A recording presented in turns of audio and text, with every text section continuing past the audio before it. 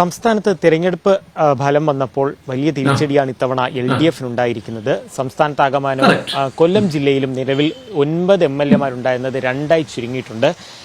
CPM-നാകട്ടെ KN Balagopal മാത്രമാണ് കൊട്ടാരക്കരയിൽ നിന്ന് വിജയിച്ചു കയറുകയും ചെയ്തത്. CPM-ന്റെ സംസ്ഥാന കമ്മിറ്റി അംഗം ചിന്താ ഏതെങ്കിലും ഘട്ടത്തിൽ ഇത്തരത്തിലൊരു പരാജയം പാർട്ടി സംസ്ഥാനത്തിലായിക്കോട്ടെ കൊല്ലത്തിലായിക്കോട്ടെ പ്രതീക്ഷിച്ചു?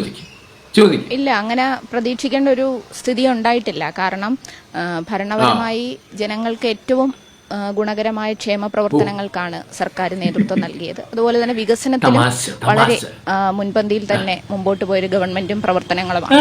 അതുകൊണ്ട് തന്നെ ഒരു ഘട്ടത്തിലും പരാജയപ്പെടും എന്നൊരു തോന്നൽ ഉണ്ടായിട്ടില്ല.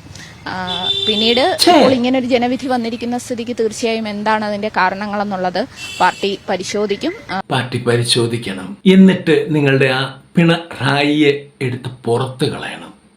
കാരണം അങ്ങേരുടെ ധാർഷ്ട്യം മാത്രമാണ് നിങ്ങൾക്ക് ഇത്തരത്തിലുള്ള ഒരു പരാജയം സമ്മാനിച്ച് എന്നുള്ള കാര്യത്തിൽ യാതൊരു തർക്കവുമില്ല. ബംഗാൾ പോലെയാകും. ഇനി ഒരിക്കലും നിങ്ങളുടെ പാർട്ടിക്ക് കേരളം ഭരിക്കാൻ കഴിയില്ല. ആ കാര്യം കുറിച്ചു വെച്ചോ. ചിന്താ ജെറോംജിയുടെ സാലറിയും പോകും. അക്കൂട്ടത്തിൽ പണിയെടുത്ത് ജീവിക്കേണ്ടി വരും. ഓക്കേ.